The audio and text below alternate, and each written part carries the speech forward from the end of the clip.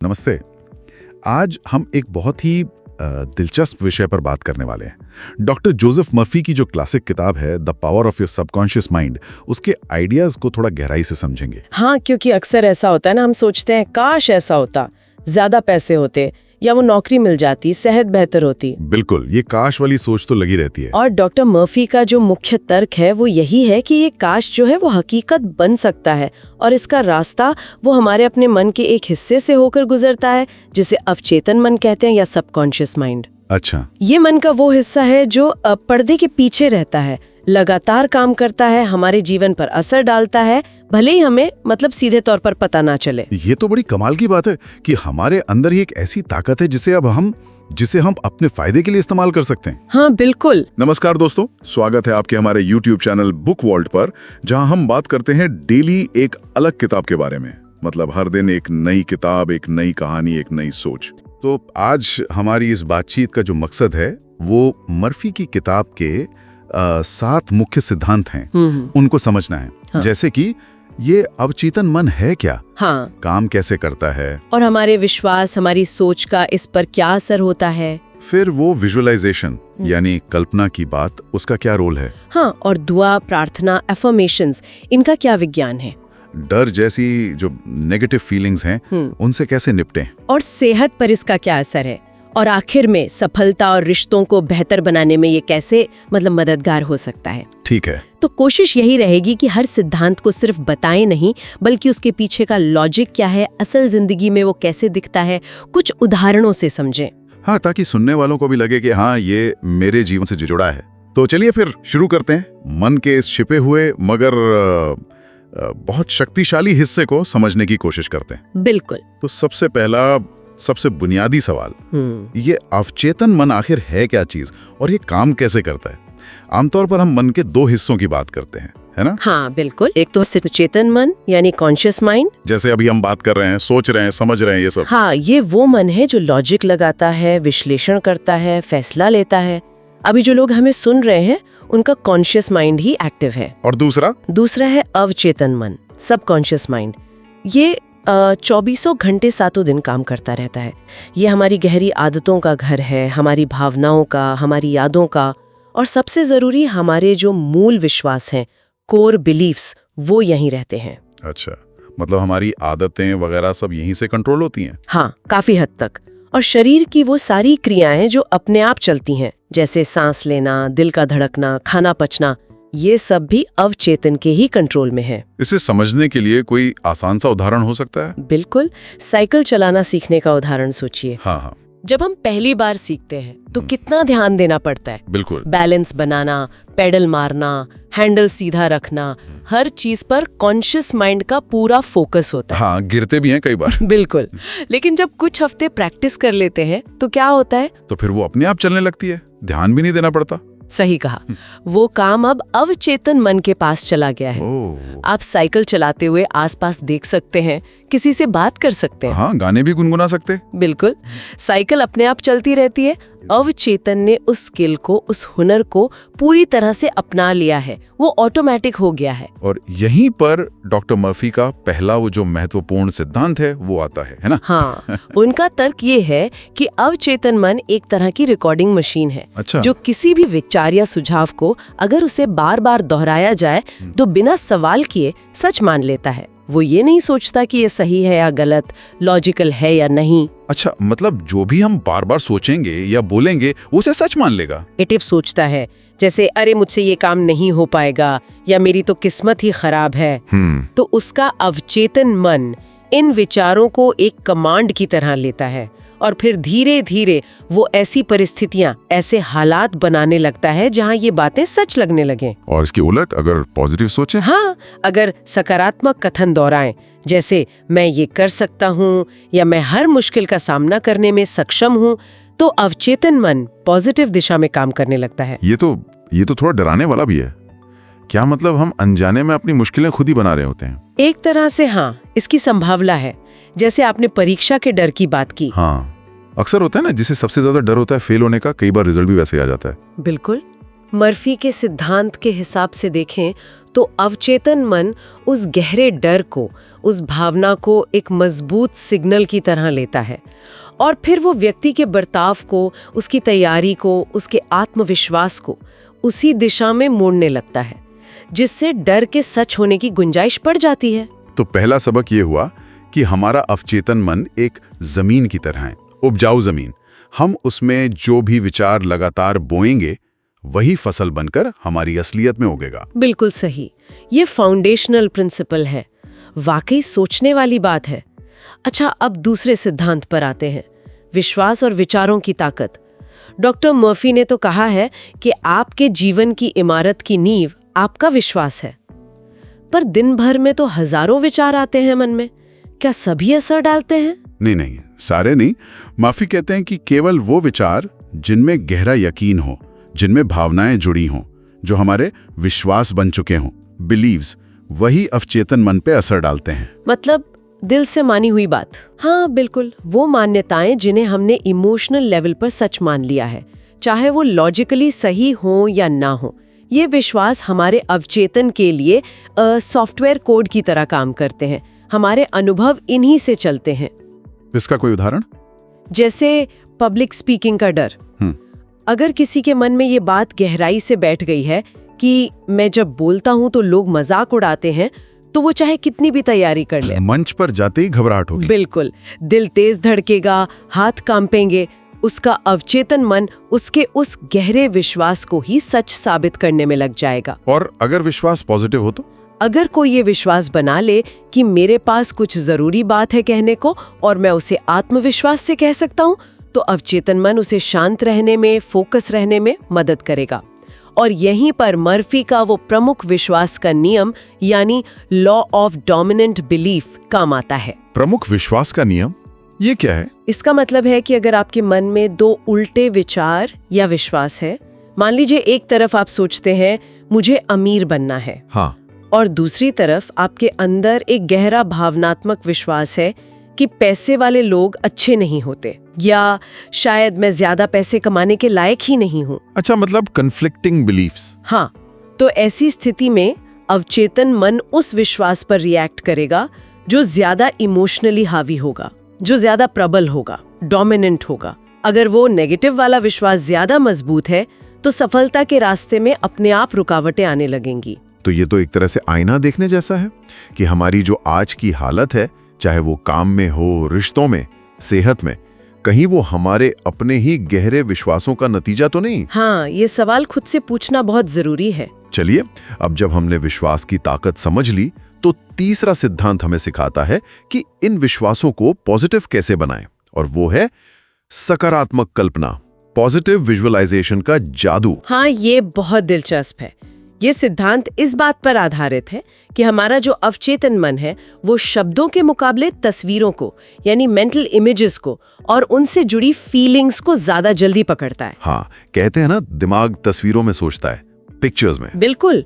तो इसका मतलब ये हुआ कि अगर हम अपने किसी लक्ष्य को पाने की एक बिल्कुल साफ, स्पष्ट मानसिक तस्वीर बनाएं, और सिर्फ तस्वीर नहीं बल्कि उसे हासिल करने की खुशी, वो जो एहसास है, उसे महसूस करें, तो अवचेतन मन उसे सच मानने लगता है। और फिर वो मदद करता है उसे पाने में। हाँ, ये सिर्फ इच्छा करना नहीं है, ये अपने मन में उस लक्ष्य के मिल जाने का अनुभव जीना है, जैसे कई टॉप एथलीट्स करते हैं। हाँ, सुना है उनके बारे में। वो मैच से पहले ही अपने दिमाग में खुद को जीतते हुए देखते हैं, वो मेडल लेते हुए, वो जीत की जो फीलिंग है उसे पूरी शिद्दत से महसूस करते हैं। अच्छा। मर्फी कहते हैं कि जब आप अपने अवचेतन को बार बार एक क्लियर इमोशनल पिक्चर दिखाते हैं, तो वो उसे एक हकीकत की तरह लेने लगता है और फिर उसे असलियत में बदलने के लिए जरूरी चीजें जुटाना शुरू कर देता है।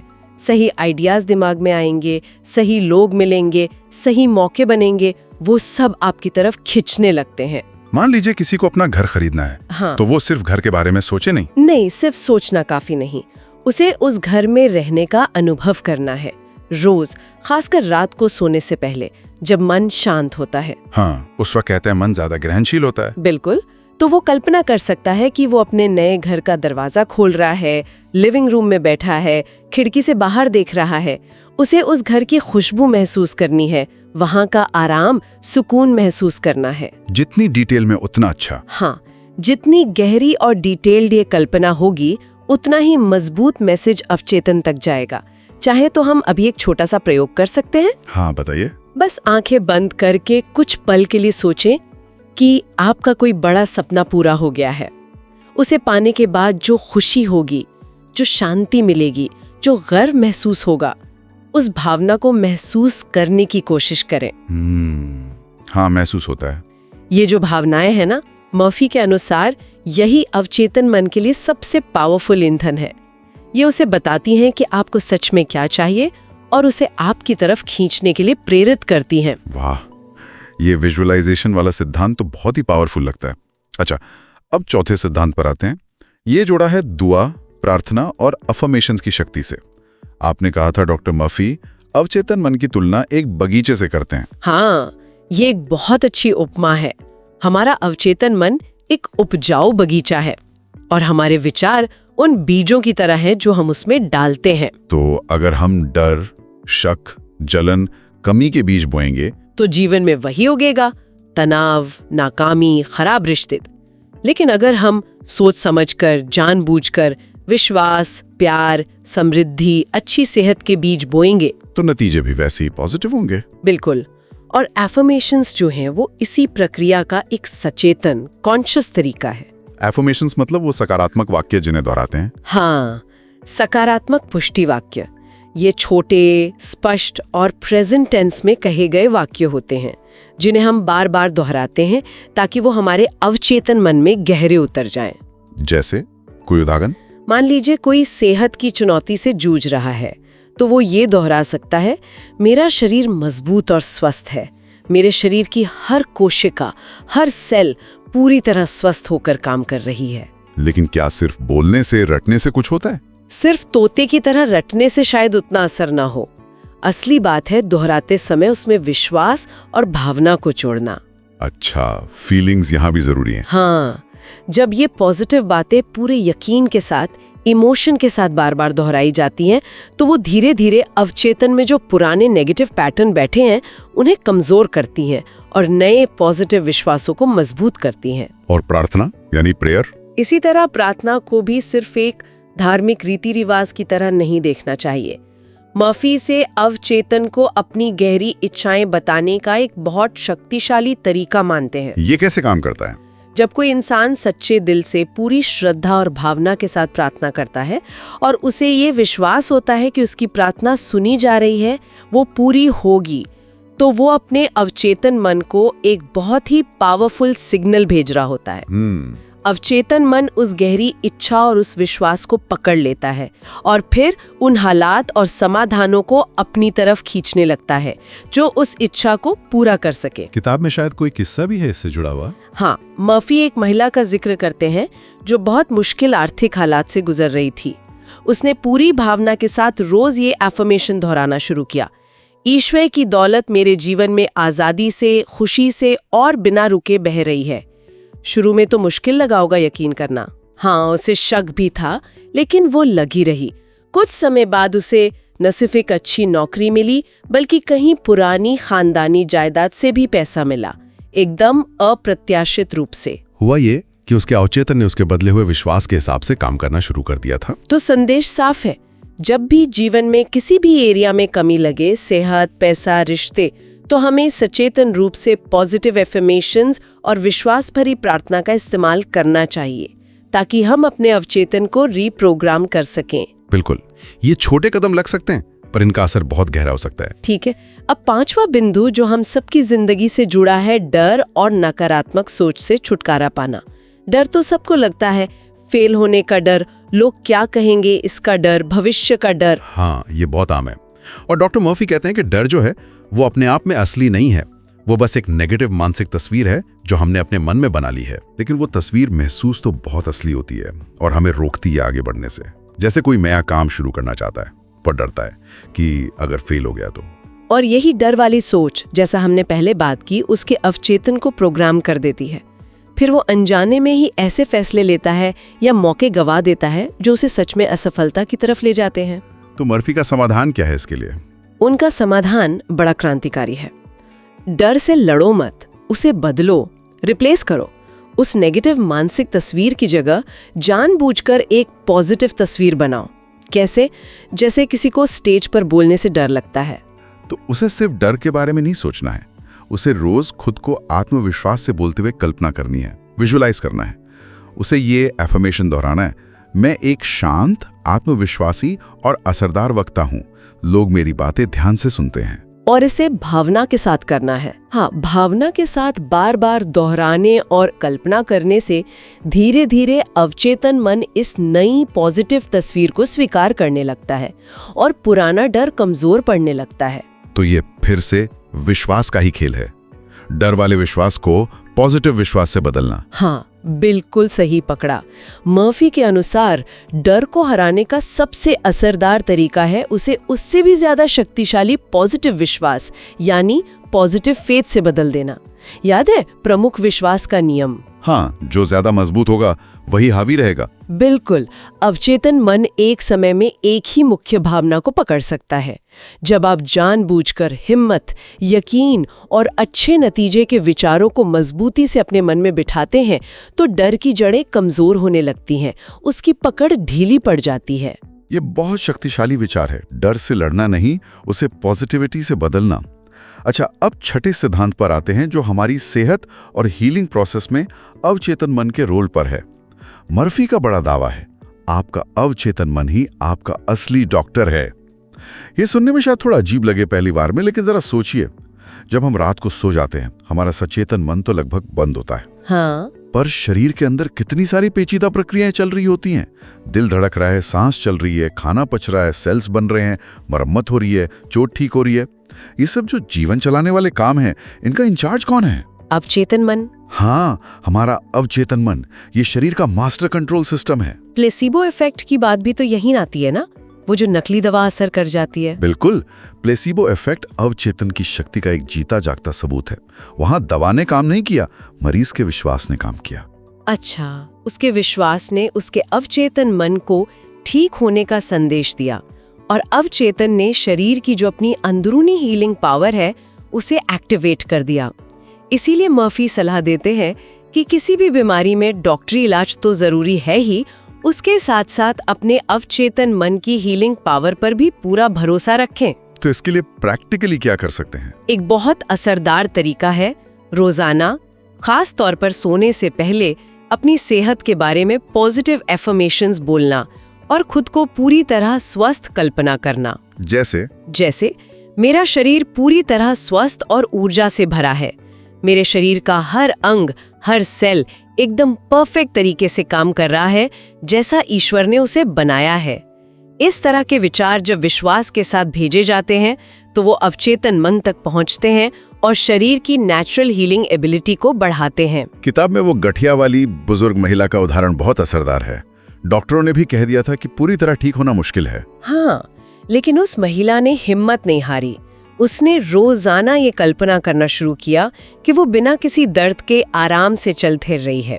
वो अपने मन में खुद को पूरी तरह फिट और एक्टिव देखती थी। और नतीजा? कुछ महीनों तक लगातार ऐसा करने के बाद उसका दर्द सच में काफी कम हो गया और वो लगभग नॉर्मल जिंदगी जीने लगी। ये बताता है कि सेहत सिर्फ भारी चीजों पर निर्भर नहीं है, हमारी अंदर की सोच, हमारा अवचेतन मन, ये भी बहुत बड़ा रोल निभाते हैं। वाकई कमाल है। सेहत के बाद अब आते हैं 7वें और आखिरी सिद्धांत पर। जीवन के दूसरे जरूरी पहलुओं जैसे सफलता और रिश्ते, इनमें अवचेतन मन कैसे मदद कर सकता है? मर्फी का एक और गहरा कथन है, आपकी बाहरी दुनिया आपकी आंतरिक दुनिया का प्रतिबिंब है।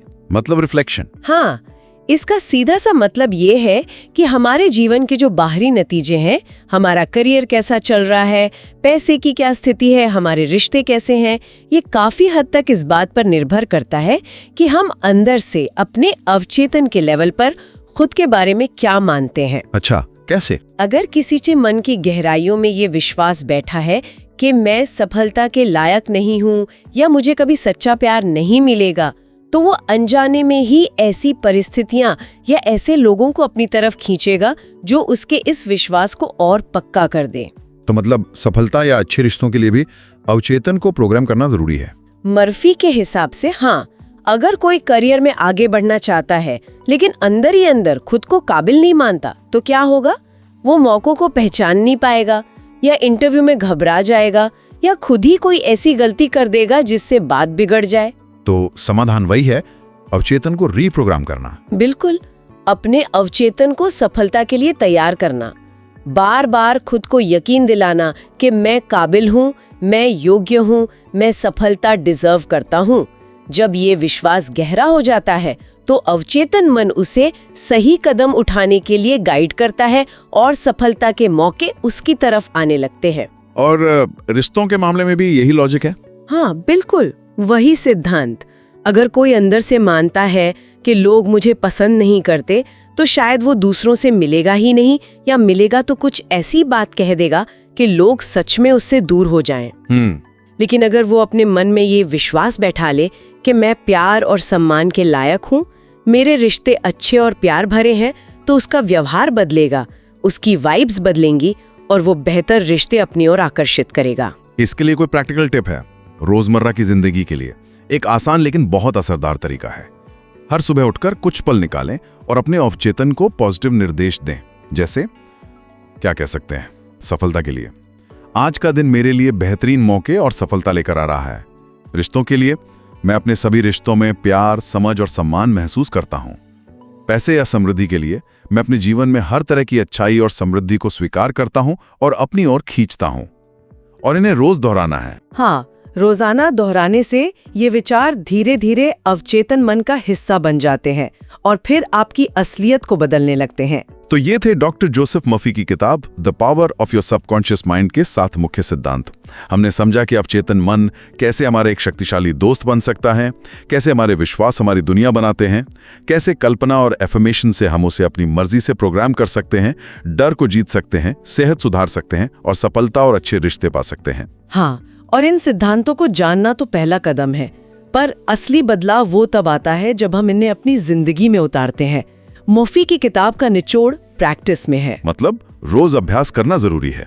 बिल्कुल, रोज छोटे छोटे कदम उठाना, अपने विचारों पर ध्यान देना, जैसे ही कोई नेगेटिव विचार आए उसे तुरंत पॉजिटिव से बदलना, अपने सपनों को क्लियरली विजुअलाइज करना और पूरे विश्वास के साथ एफर्मेशंस का इस्तेमाल करना। याद रखने वाली बात यह है कि जिंदगी बदलने की चाबी कहीं बाहर नहीं है, वो हमारे अंदर ही है, हमारे अवचेतन मन की गहराइयों में। हमें बस उसे जगाना है और सही दिशा देनी है। और जाते जाते एक सवाल सबके सोचने के लिए छोड़ जाते हैं। अगर ये सच है कि आपके अवचेतन मन में इतनी शक्ति है और आप उसे पूरी तरह अपने कंट्रोल में ले सकते हैं, तो वो पहली चीज कौन सी होगी जिसे आप अपनी जिंदगी में बदलना चाहेंगे या पाना चाहेंगे? इस पर सोचिएगा जरूर। ये गहरी बातचीत डॉक्टर मर्फी की किताब the power of your subconscious mind पर आधारित थी। एक ऐसी किताब जिसने वाकई दुनिया भर में लाखों लोगों की जिंदगी बदली है। उम्मीद है कि आज की चर्चा से मिली जानकारी और प्रेरणा सुनने वालों को भी अपनी जिंदगी में पॉजिटिव बदलाव लाने में मदद करेगी। अगर आपको हमारी ये ऑडियो बुक सुनकर अच्छा लगा तो जरूर आप हमारे चैनल बुक वॉल्ट को सब्सक्राइब कर सकते हैं। और अगर आपका कोई सवाल है या किसी किताब की ऑडियो बुक या समरी सजेस्ट करना चाहें तो जरूर आप वीडियो के नीचे कॉमेंट कर सकते हैं। और वीडियो को लाइक एंड शेयर करना मत भूलना। धन्यवाद।